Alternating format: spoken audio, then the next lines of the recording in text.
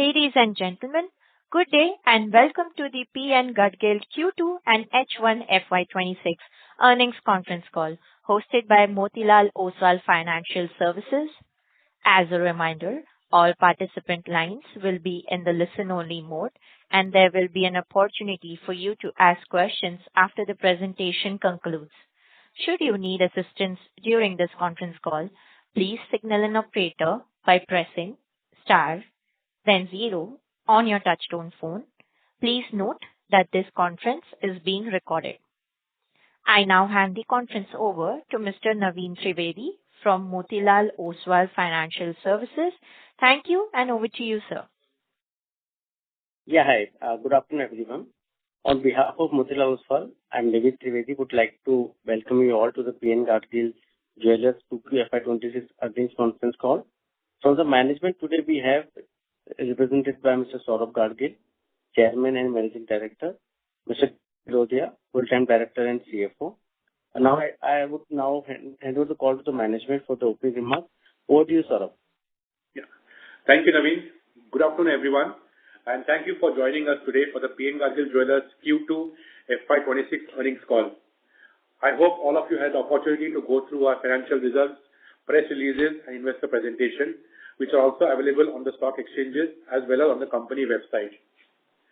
This quarter, gold prices continued their upward trajectory, rising over 50% year over year and in high teens on a quarter-over-quarter basis. Despite this sharp increase, consumer sentiments remained highly encouraging. The initial momentum was steady and gained strong traction as the early festive season began, with Navratri providing the perfect finishing touch to end the quarter on a high note. We launched 8 exclusive stores during the quarter, 5 company-owned COCO stores and 3 franchisee-owned COCO outlets, taking a total store count to 63 at the end of Q2. This quarter also marks a significant milestone in our expansion journey, as in line with our communication last quarter, we successfully entered new markets beyond the western region, opening stores in Indore, Madhya Pradesh, and Lucknow and Kanpur in Uttar Pradesh. Our teams carry out extensive research in selecting these locations, and we strongly believe that these new outer Maharashtra markets will play a pivotal role in the growth playbook going forward. For H1 of FY26, our consolidated revenues from operations stood at 3,892 crores. Gross profit came in at 484 crores, up almost 77% year over year, reflecting an improved product mix.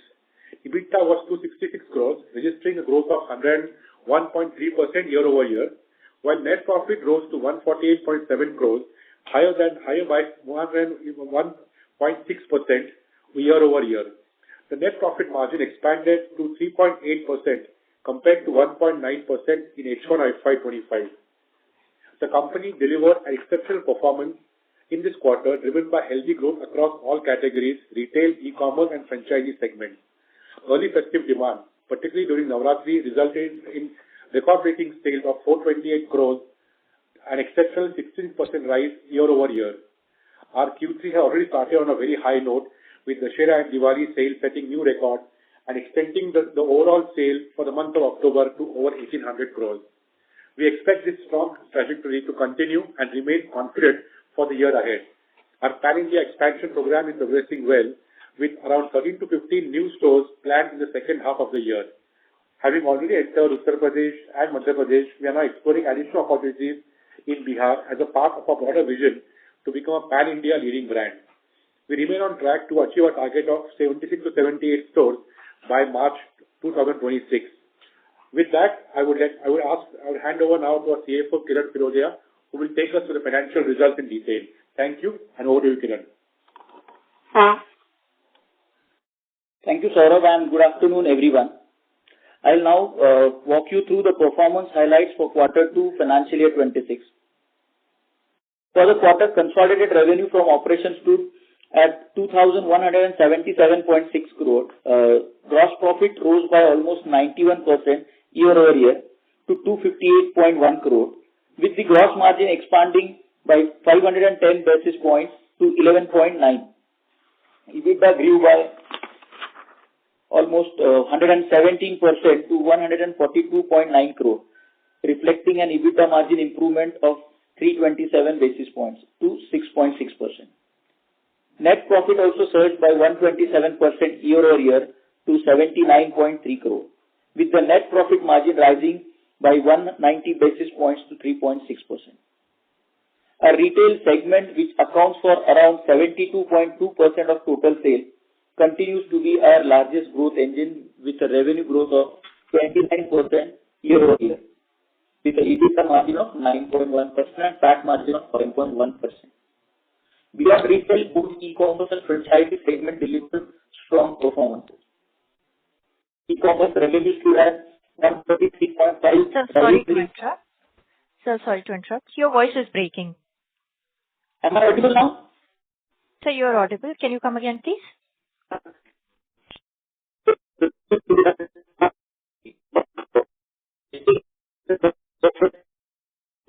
Sir, please hold on.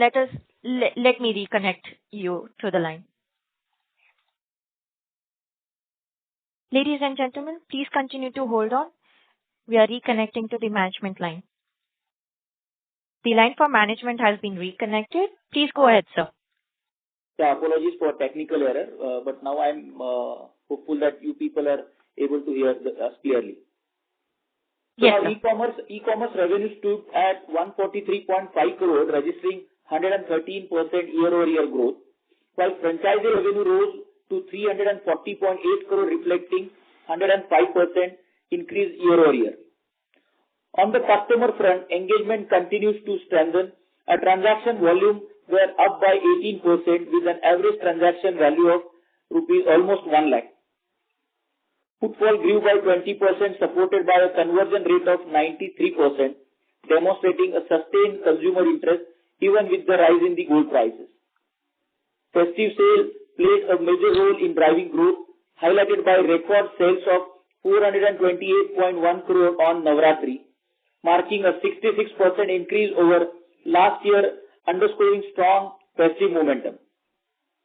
We also saw a significant increase in the studded jewelry mix, taking the stud ratio to 9%, reflecting a clear shift in the consumer preference toward more design-led aspirational products. At store level for H126, our per store revenue stood at 61.8 crore and net profit at 2.4 crore per store. During the quarter, we further strengthened our retail presence in Maharashtra with the launch of our flagship store in Dadar, Mumbai, a key milestone that strengthened our brand visibility in one of India's most prominent jewelry market. Our flagship event, Mangalsutra Mahotsav and Penjan Mahotsav, received a record customer participation and contributed meaningfully to the top line growth.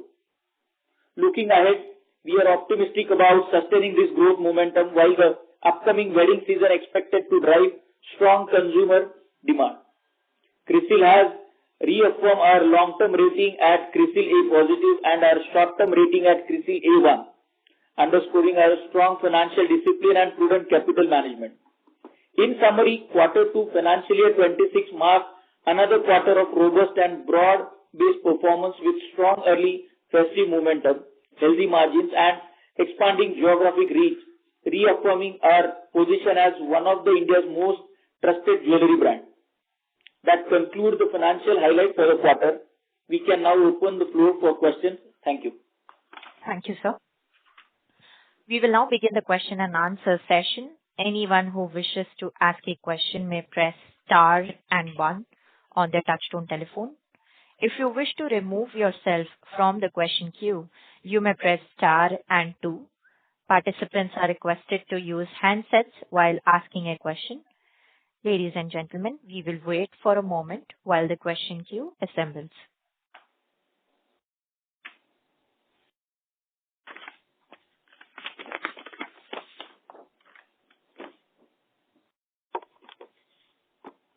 The first question is from the line of Mr. Raj from Finvestors. Please go ahead. Congratulations on very good set of numbers, sir.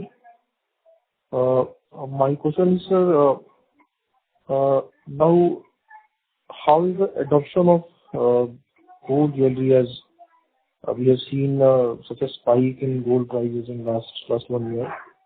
So when do you expect to come to those kind of volume growth in the business?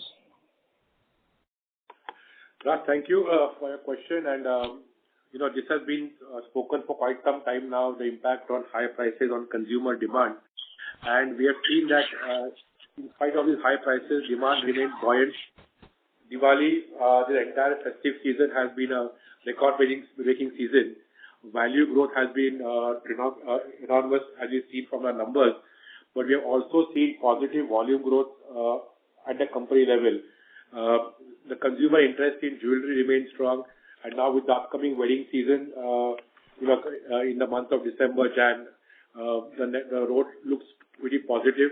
All in all, the rising prices had no impact on consumer demand. Both investment demand and jewelry demand have been strong as we speak.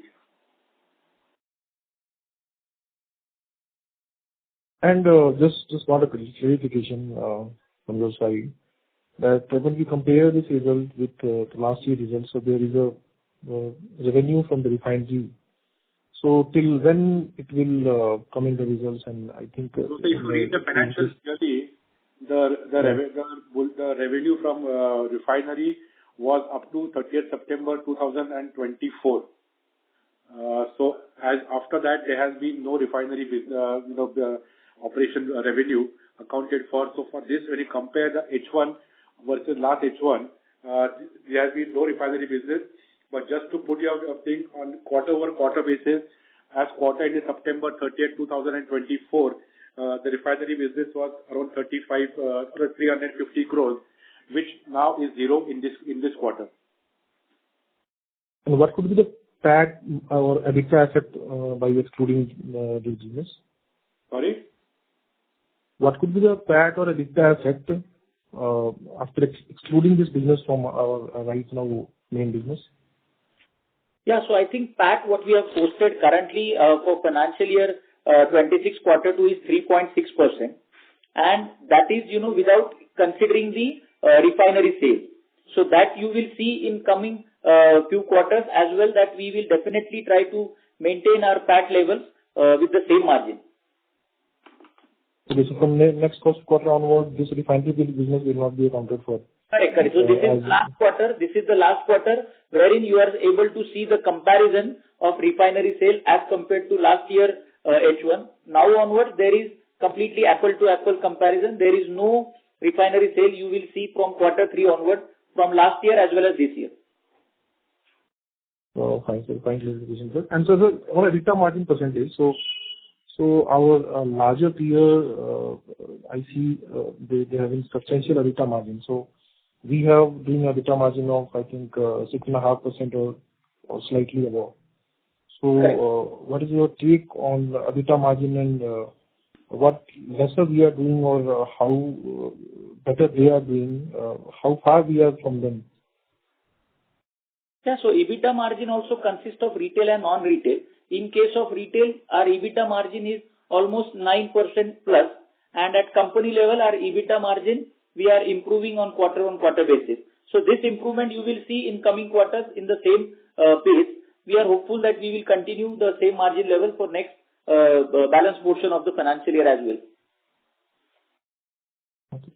So thank you very much, sir. And after all, even having the spike in the gold prices, these numbers are very good, excluding the anti number.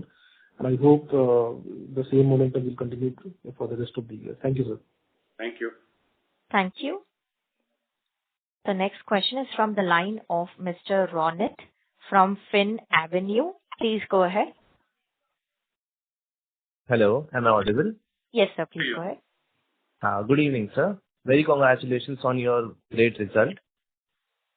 My question is, can you share the number of active customers you have in your schemes such as this Future Plan, Dajikata Promise Plan, Golden Gain and Swama Lakshmi Labh Plan? So we'll share the entire detailed list with you.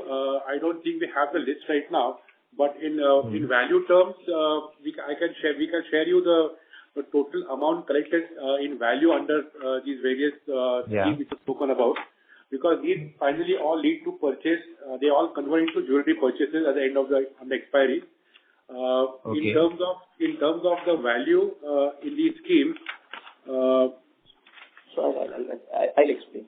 So as on September current financial year, we have a golden gain plan of almost 53 kgs and Suvarna Labh Lakshmi plan is almost for 63 kg. So totaling 115 kg, which is completely hedged on the MCX. So there is no risk in terms of whatever plan we are currently running in our company. Okay. And what percentage of sales that would contribute to? Yeah, so definitely, these things are, since both the schemes we have launched this financial year, so definitely. So total contribution would be around 10% from this scheme because we have that schemes in quantity and schemes in value. So the total sale from this would be in a tune of around 700 crores, which would be on the range of around 7 to 8% of the annualized sale. Okay. And so one more question. What would be your guideline for the coming 2 to 3 years? So the guideline which I mentioned in terms of store expansion, we already said this in the last call also that we are looking at targeting around 78 to 80 stores by March 26, and then we'll be adding another 35 stores in the next 2 years.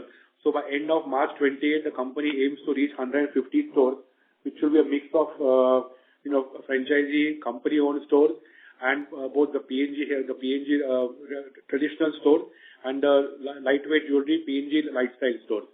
So that is what we have been, the guidance has been, and we are on track for that. As we mentioned, we should be reaching around 78 to 80 stores by end of March 2026. Okay. Thank you so much, sir. Thank you. Thank you. The next question is from the line of Mr. Nitin Jain from Fair Value. Please go ahead. Hello. Yes, sir. Hello. Yeah, Nitin, go ahead. Can you hear me? Yes, sir, we can hear you. Yeah, thank you. Thank you for the opportunity and congratulations on a great quarter. My only question is the stores that we have opened outside of Maharashtra. So post their festive season, what kind of traction are we seeing in the stores? Thank you. So we have launched 3 stores outside Maharashtra and Goa. 1 has been in Indore and 2 have been in Uttar Pradesh, Kanpur and Lucknow. All the 3 stores started on a very positive note with the festive season around the corner. And post that, they are doing performance in tune with the overall market. So as per the target which we have set for the stores are on track. And both in terms of footfalls and conversion, the stores are on track to be able to achieve numbers which we have projected. Right. And also in terms of break-even, they are following the trajectory of the Maharashtra stores. So we had said that we'll be needing another 3 months more for state stores to outside Maharashtra. So we had said 15 to 18 months for stores in Maharashtra and 18 to 24 months for stores outside Maharashtra. So, we don't see any deviation there. The stores are on track. The response has been positive because for us, the main criteria is the footfalls in these new stores in the geography outside Maharashtra, and the footfall have been strong. So that's a strong indication that, we should be able to guide and achieve what we have been, seeing in our past calls also. Sure. That's very helpful. Thank you. Thank you. The next question is from the line of Mr. Dinesh Kulkarni from FinSight. Please go ahead. Hello, sir. Am I audible? Yes, sir. Please go ahead. Okay. Thank you very much. And really great set of numbers. Sir, my question is, okay, I know we are adding quite a few stores in Maharashtra and around nearby states. But do you think have we captured the whole of Maharashtra yet, or like what's the plan for the next 3-4 years? Okay, like are we fully penetrated in Maharashtra and then it's good to go for states outside this region. Like I mean, how good we are in Maharashtra itself, sir? If you could explain something on that. Yeah, thank you. So see, we have always mentioned that Maharashtra is a fast-growing state and newer pockets are always coming up. So in spite of our expansion outside Maharashtra, we always have an eye on Maharashtra. That being said, even in our existing for next 2 years growth, we have always targeted 10-15% of the stores to be in Maharashtra. So that means around 3 to 4 stores could be in the state of Maharashtra and the rest could be outside Maharashtra. Because like you rightly said, Maharashtra is a vast state and newer pockets are always coming up. So there will be always an eye on that. But right now we are well covered in Maharashtra. As far as PNG is concerned, as far as lifestyle by PNG is concerned, there is a lot of opportunity there because there are a lot of new markets where we have not launched lifestyle. So on lifestyle, we could see further, store launches in Maharashtra. For PNG, we see primarily we'll be looking at the neighboring states, the Central India region, as we have spoken. But the objective will always be that, starting stores where we feel the market is there and where the market is currently underserviced and there is potential for us to enter that market. So our market research and our sales team are always on the lookout for such new areas. Okay. Sir, like as you discussed previously, like say if the gold prices remain so high, which we know, say above 1 lakh rupees, do you think the kind of volumes I know the festive season definitely boosts and helps the wedding season and festive season, but so like over a period of time, if the prices remain so high, have we done some kind of a sensitivity analysis? Like, okay, like, say assume the prices remain so high for the next 3-4 years, assuming the uncertainty around the global financial markets. Do you think the volumes will still hold, or do you think there will be a decline in the volumes? See, the entire profitability of the industry is based on value, because your making charges are a percentage of the value of the entire the gold cost. So as long as you are being able to grow in terms of absolute value, your income is going to keep on growing, and that is what we have seen also happening in this space. But just to add to your thing of gold prices going higher, in India gold is not just jewelry or fashion; it's also emotion, it's a religion, it's a part of a tradition. So people are using old gold as a currency to buy new gold. So today almost 50-60% of the entire jewelry purchases, wedding shopping is happening to old gold. So that is ensuring that the volumes are also intact and the margins from the making charges are on the positive side. So I think we don't see any pressure in terms of these prices. People always look at gold as an appreciating asset, and it's not just an investment; it's an emotion. So I think from that perspective, the numbers should not see a concern even if prices go up. Okay, sir. Thanks for those answers. So just 2 quick suggestions which I have, because I'm a customer as well of the stores. I recently visited quite a few stores in here, Pune, in Chinchwad area. One thing is, sir, when I'm searching PN Gadgil Jewelers, right, by default even Google still returns PNG Sons. I know it's a kind of a competitor today with us. But working on that. Google works on certain algorithms, and that's what we're working on. Google also works on the longevity. So that's the thing which we're already working on. This also has been said by some other customers. So duly noted, we're working on this. Yeah, and one more thing, sir. Like I'm also using the app as well, PN Gadgil app, and it's really not user friendly yet, because even though I'm having a user account, it's not allowing me to enter my details and log me in. Since there is some work needs to be done on that front as well. It is just a suggestion, from an investor customer. So please take. But the app today has been used by a lot of customers for making their payments and for browsing. But definitely we'll see if there is a bug and we will work on that. Yeah, it should be. Thank you very much, sir. All the best. Thank you. The next question is from the line of Mr. Naveen from Motilal Oswal Financial Services Limited. Please go ahead. Yeah, Saurabh. Saurabh, if you can just give us some more sense about how has been the festive kind of trends of October, if you can share about how has been the triple SSG work there. And also, since we are kind of a middle of the November, have you seen any kind of a deceleration in November? So, I mean, October had been a bumper month, and like we are also given a release to the exchange that, we had the highest Diwali sales ever. Also, the entire month has seen record-breaking sales. We have crossed 1,800 crore plus in a single month. Another highlight has been the strong support from the studded category, which has shown a very high increase, and the reinforcement of people's faith in gold as investment and as jewelry, both has been reinforced again during this time. In terms of post Diwali, there's always a little slowdown in the month of November, which we have seen. But markets, as prices are going up, markets have picked up. And even this month, the guidance for the quarter, I think we should be able to achieve that is what we feel right now, looking at the overall market sentiment. Silver has been doing exceptionally well. Has seen very, very good traction. So all the cylinders are firing, and I think that there shouldn't be any deviation from what we are projecting for the upcoming quarter and for the upcoming H2. So fair point. And with respect to our store opening guidance, are we revising any guidance, and how are you placing second half with respect to store expansion in Maharashtra and new states? So we stick to the same guidance. We had mentioned that we'll be touching around 78 to 80 stores as of March end 2026.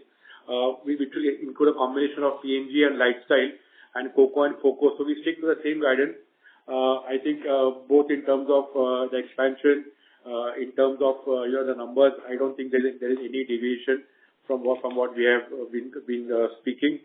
So I think as of now, as we speak, the guidance remains the same. So our entry in MP and UP has been kind of we targeted the top cities in those states. One, we should look for similar cities, more stores. You think that the top 5 cities of these states you will kind of look out for store expansion for this year and the next year sort of a time frame? So, both these states, or the 3 states, primarily MP, UP, and now adding Bihar to it, we are looking at adding more cities. So, as we speak in MP, we're looking at Bhopal, we're looking at Jabalpur, we're looking at Gwalior, Banaras, we're looking at this one, Prayagraj, and a couple of more cities. So, there's expansion in different cities, and also looking at more markets in the existing city. So, dedicatedly, we are doing market research, we're doing exhibitions in those places, getting a lot of inputs, market intelligence. But the plan would be to focus on states, and like we have spoken before, it will be a regional focus ploy, look at a particular region and be a player of dominance in that region. So we continue to stick to the same model. And the region where we have mentioned, the Central India belt, starting from MP, UP, Bihar, Chhattisgarh, Jharkhand up to Orissa and Delhi NCR is what will be in the focus for the next 2.5 years. Sure, Saurabh, sure. And when I look at the other expenses side, certainly there is a kind of a big jump versus YOY, and even sequentially there is a big jump versus quarter one. Is it to do with new stores expansion where we had kind of a study on the new states, both Indore and Lucknow side? And how should we look at the run rate in the coming quarters? Yeah. So hi, Naveen, Kiran this side. So other expenses, you are right. They are because of basically the advertisement cost that the media and all these things that we have already anticipated in the beginning, that when we are going ahead with the expansion, then this cost is definitely going to be on a higher side. So I think predominantly these are the costs. So how should Kiran, we should look at this number either as an absolute number for the second half or any percentage of sales? How should we look at this number to? What we are thinking is that it should not cross 1.25 to 1.50 of the 1.5% of the total revenue, the entire marketing spend. Okay, so that you're saying only for the marketing. I'm talking about the total other expenses, which this quarter is close to 5.1% of revenue. And if I look at the first half also, it's close to 4.95% sort of a number. So should we assume that this number will run as a percentage will maintain for the year, or you think that a lot of expenses were on front end and maybe the second half we may not see such kind of high expenses, right? No, Naveen, the thing is, whatever expenses we have booked for particular September up to September, there may be slightly incremental expenses because this H1 we have opened almost 11 stores, and we have a plan to open remaining 14 stores or probably additional 16 stores by H2. So you will see slightly incremental in the marketing spend. But Naveen, overall, like Kiran mentioned, the 1.2% of the total top line is what the marketing will be capped at. So there will not be any huge incremental hike in marketing also for the entire year. Sure. And my next question is on the gross margin side. So quarter one, we were close to 13% margin, and we are guiding that maybe this is a number which is kind of sustainable for coming quarters also. From that lens point of view, it is like 12% margin this quarter. Even on a YY basis, it is on a higher side.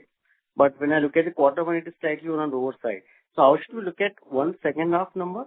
And maybe on a medium term, how to look at this gross margin trend? See, as compared to quarter one versus quarter two, Naveen, this quarter two there is no major festival as such.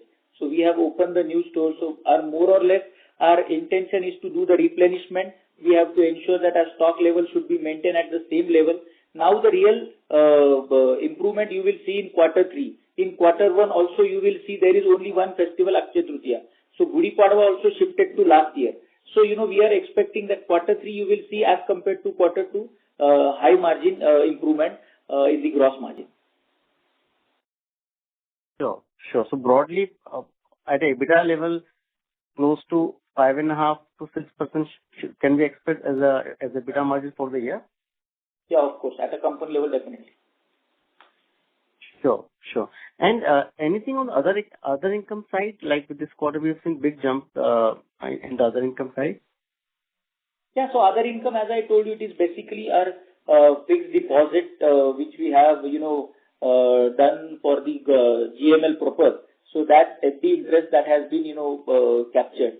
At the same time, there are, gain on the derivative instrument. That is also we have to book because, that discount we have captured at the other expense, but the gain we have to, account for in the other income. So that is the reason that has been shooted up. So part of the other income will be sustainable? Yeah, of course. And then how much, like, we should kind of Naveen, the thing is, my total fixed deposit with the bank is roughly 750 crores. So on that, I am, having my fixed deposit at 7.5%. So that you will see on a continuous basis. Only thing is, we have to account for as and when on a quarter-on-quarter basis. Okay, so broadly, I think around 50 crore other income will be there from fixed deposit side. Is that understanding, guys? Correct. For the whole year. Yeah. For the whole year. Yeah. There can be lumpy on a quarterly basis, but at an annual level can be 55 crore sort of a number. That's right. Sure, that's all from my line. I will be the queue again. Thank you. The next question is from the line of Mr. Aditya Agarwal from Fin Avenue. Please go ahead. Good afternoon, sir. Am I audible? Yeah, good afternoon. Sir, Go ahead. Sir, I just wanted to know our guidance towards stud ratio. Like as of now, we are having a stud ratio near to 9 or 10%, whereas leading players such as Titan and Kalyan are having a stud margin ratio of near around 20 to 25%. So do we have any plans to increase stud ratio from here on in next 2 to 3 years? And if yes, can you please guide on the same? Yeah, definitely stud ratio has been increased, as we have spoken before also, that we started with 5 years ago with almost a zero stud ratio, which today is around 10% on a grown volume. The company aims to reach 12-13% in the next 2 years, and that has always been the focus. We have recently also launched Polki and Kundan jewelry, which is another addition to the stud category. Colorstone jewelry also is doing well. So we are confident that the stud ratio will keep on growing. And if you have seen even the financials, the margin increase has primarily come from the higher sales of diamond and studded jewelry. So that's the area which we continue to focus on. Yes, sir. And sir, like our inventory, can we guide on the hedging policy of our company on the inventory side? Yeah, so we are doing 100% effective hedging on month basis. So that's the same thing we are keeping continue for last almost 9 months after the IPO. And sir, so whenever gold is sold from our stores, so hedging losses we book in that current quarter only in the P&L statement? Yes. Okay, sir. Thank you so much. Thank you. The next question is from the line of Mr. Rajiv from Novama. Please go ahead.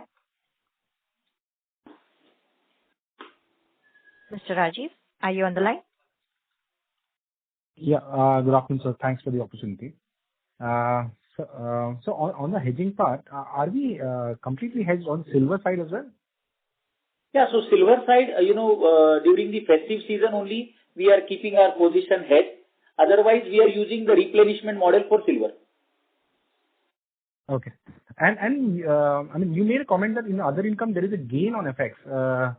Ideally, there should be a loss because of the hedging part, right? No. The thing is, we have launched the scheme in the month of September that you can book the metal by paying 50%, and at the time of festive day, you can buy the product at the lower price or the market price, whichever is lower. So exclusively for that purpose, we have taken the forward cover. Okay. Got it. So only for that purpose we are having the gain, because ultimately whenever you are launching any scheme, you have received the advance and that is fixed order. So I have to hedge it. Sure. And if you can call out what is the SSG on a YOY basis, and it's a request if you can publish that number also in the presentation. Yeah. So year over year, if you see then the SSSG in terms of volume is more or less same, but quarter over quarter there is 29% growth in the SSSG. Why I am saying year over year there is no improvement in the volume, but yes, value wise there is slightly growth. The main reason for that is the number of stores. For H1 we have 39 stores last year, and this year H1 we have almost 63 stores. So 24 new stores have been added to the kitty.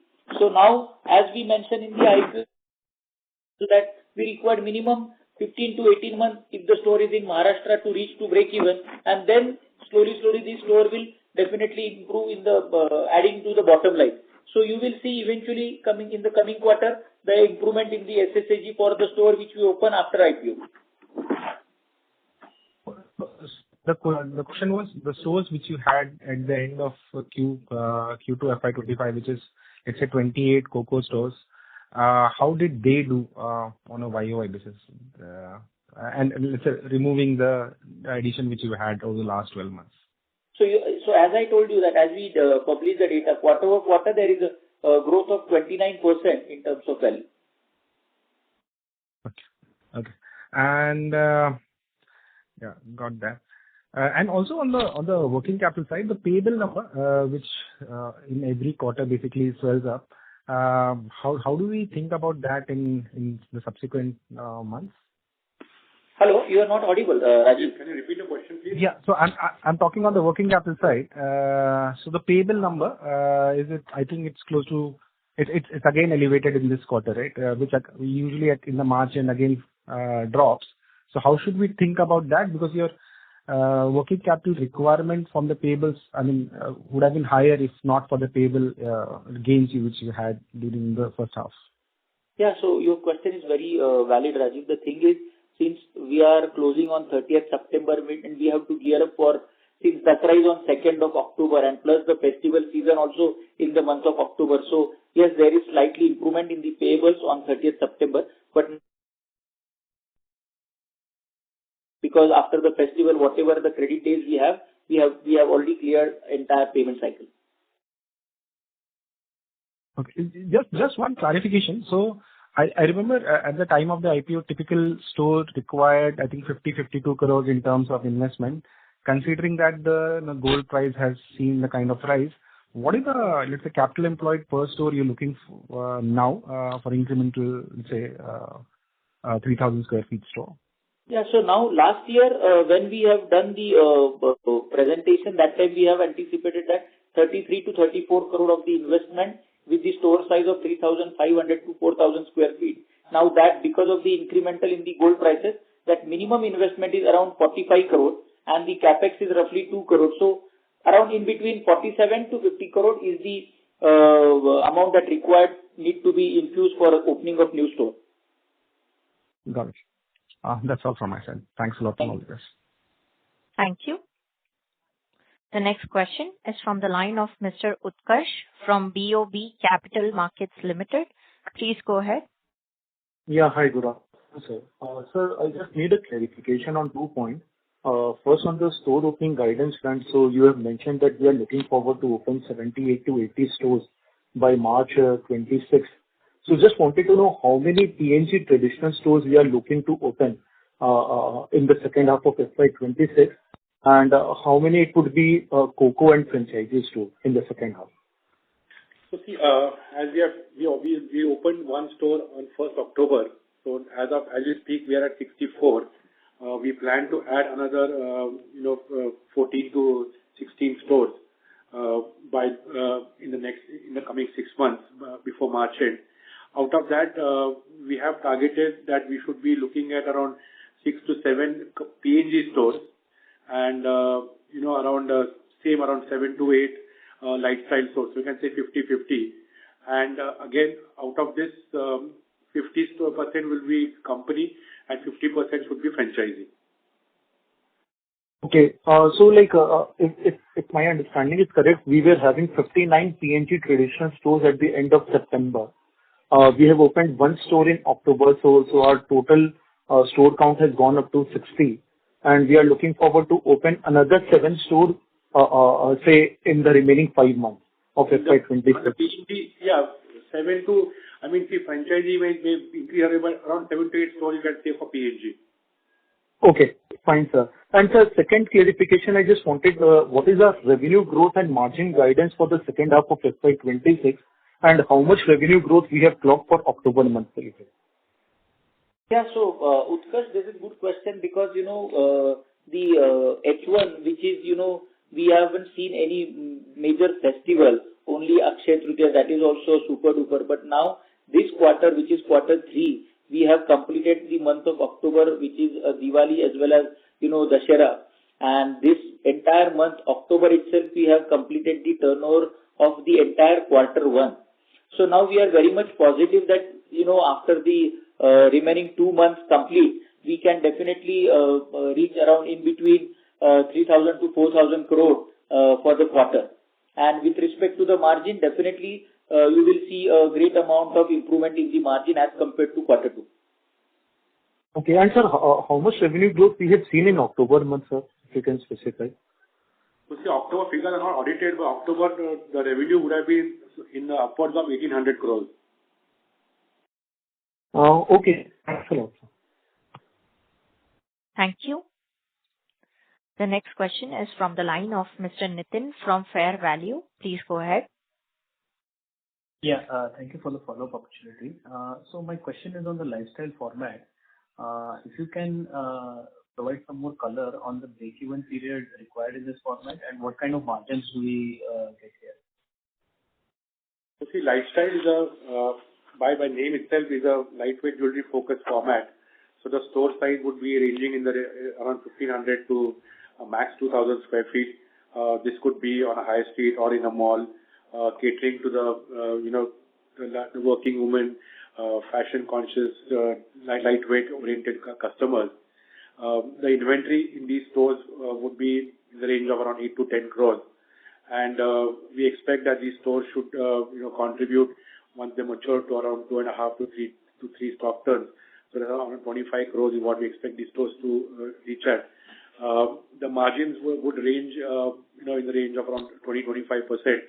So while the gross margin at PNG or traditional store would be around 13%, the lifestyle would be in the range of around 20-25%. Kiran, you want to add anything more on this? Yeah, I think what Saurabh has mentioned is correct. So roughly a typical investment of 10 to 12 crore with the gross margin of around 20%. And with this, typically we say that 1 year or 1.5, that 15 or 16 months, that particular store will come to a break even. And that is, we are feeling that it's very healthy margins we observe because last entire 12 months we opened the 3 lifestyle stores. So they are doing predominantly good and they are already reached to their break even and once already crossed the break even. So we are seeing good traction in the lifestyle as well. That is very helpful. Thank you. And my last question is on international expansion. So a lot of your peers are reporting good growth in Middle East as well as North America, specifically US. So do we also have any international expansion plans on the card? So we have mentioned during our plan for the year that we will be looking at adding a store in North America. Somewhere on the West Coast is what we are targeting right now, California, Seattle, where we already have a presence. So that is all on the cards right now, because we see a lot of more opportunity right now in the Indian market. So the company is focusing aggressively on the Indian growth. But yes, we'll be adding. We look at adding one store a year on the international front. Right now, looking at North America as a region. Right. Thank you, and all the best. Thank you. The next question is from the line of Mr. Lakshmi Narayanan from Tunga Investments. Please go ahead. Yeah, thank you. Just want to understand, you have been phenomenally successful in Maharashtra. As you actually expand into other geographies, which could be contiguous or even outside Maharashtra, like UP, etc. What are the activations? What are the things you do to actually attract footfalls? So you mentioned that the footfalls has been good. So want to understand what are you doing, which makes you a trusted name in those states also.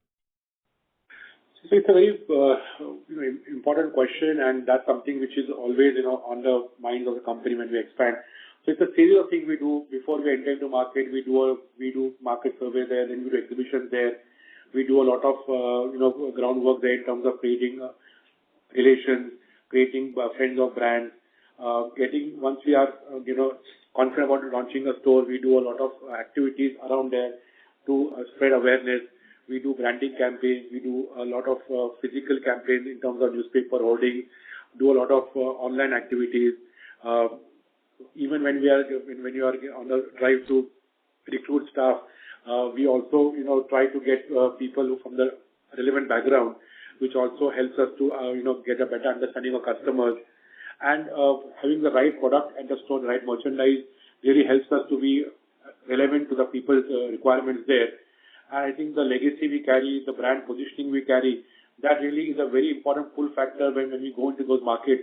So as you saw both in MP and in UP, people come to us because they see we are a legacy brand, having deep understanding of the jewelry market, known for its values and trust. So this combination of all these things leads us to being able to generate that kind of footfall. And it's a very, very planned approach. We also try to estimate the footfalls per day, footfall per month, and then we try to compare that with what is actual. On that basis, we have said that we are kind of on track to be able to achieve what we had forecasted for these two regions. So typically, when I look at some of the other geographies, one of the pulling reasons could be some kind of a discount or some kind of reduced making charges, etc. Now, is that something which you actually look at it in those markets where you are? Of course, there are other large, maybe national chains, also regional chains are around.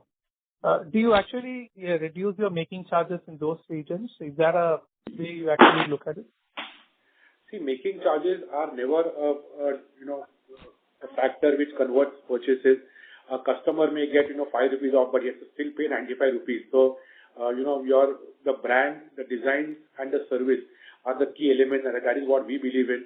Our discount can just be for a festive season or for an inaugural offer. Just to more of a respect for the customers and as an entry in the market.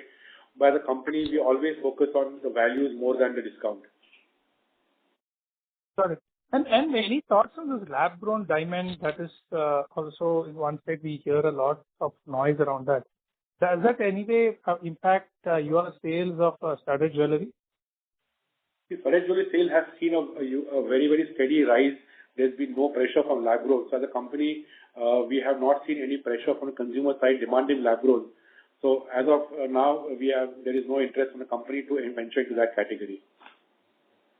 So one last thing, organizationally, we have been focused on Maharashtra. Now that we are actually expanding others, what changes at an organization level you have done in terms of management bandwidth so that the right steps are taken, and then in terms of if there is something going wrong, you can pull back. How are you risk mitigating these expansions? We are doing a lot of things on that front.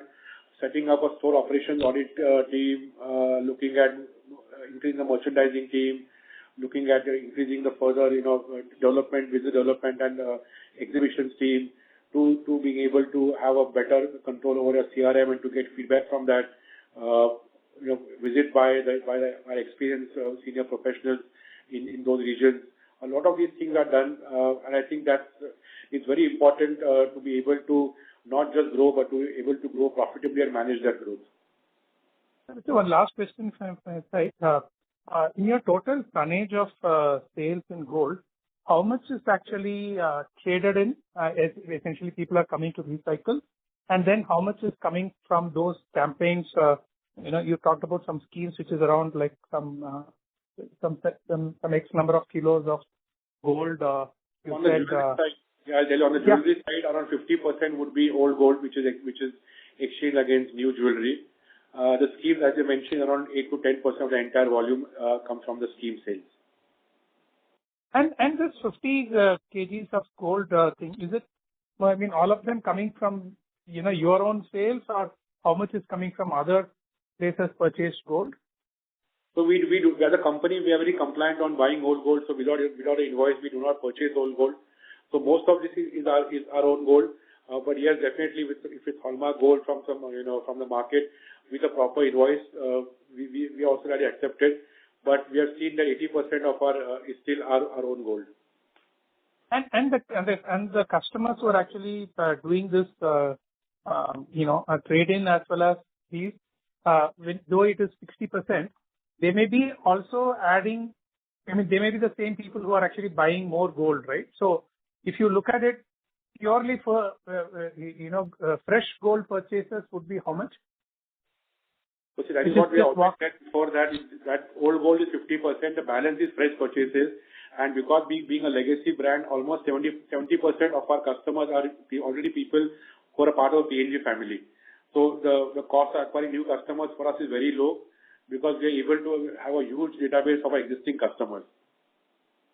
Yeah. Thank you so much, sir. This is very helpful. Thank you. The next question is from the line of Mr. Ronit from Fin Avenue. Please go ahead. Hello. Yeah, Ronit. Am I audible? Yeah, you're audible. Go ahead. Sir, how much revenue is from gold, silver, and sale of diamond? Could you bifurcate on that, please? Sure. So roughly, like you did 2,128 crore of revenue this quarter. Yeah. So you want a quarter-wise, quarter-on-quarter, or how you want? For this quarter, what's the bifurcation? How much is from gold? How much is from silver, sale of silver, and how much is from sale of diamond? Yeah. So when I see my total 100% revenue, it almost 85% is coming from gold, and 10% is coming from silver, and remaining 5% is coming from diamonds. Okay. For diamond, we only mean the stone cost. The metal cost is included in the gold ratio. That's why when we say that we are around 10% studded, the 5% also is the gold component in that. Okay. Got it. So you can, so that is what the breakup is. Okay. And one more question, sir, I have. What's your update on the previous 2 stores, the lifestyle store you have opened? So both like Kiran mentioned before, we have total launched 3 lifestyle stores. Of that, they are one are already breaking even, 2 are on the path for it, and the sale what we're expecting in terms of being able to do 2 stock turns, we are on track for that. So the response is encouraging. We have also had to do a little work on the merchandising mix. So that is what we have right now worked on.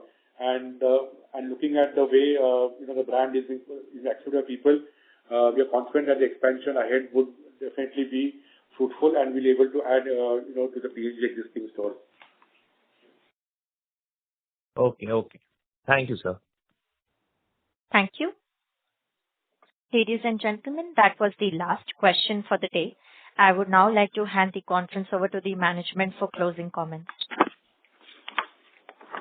Thank you, everyone. We truly appreciate all the participants for taking our time to join the conference and for insightful questions. We hope we'll be able to address all of them to a satisfaction. If you have any further queries or would like to know more about the company, please feel free to reach out to our secretarial team and investor relations partner at X4B Advisory. Wishing all of you a great day ahead. Thank you very much. Thank you, sir. On behalf of Motilal Oswal Financial Services Limited, that concludes this conference. Thank you for joining us, and you may now disconnect your lines.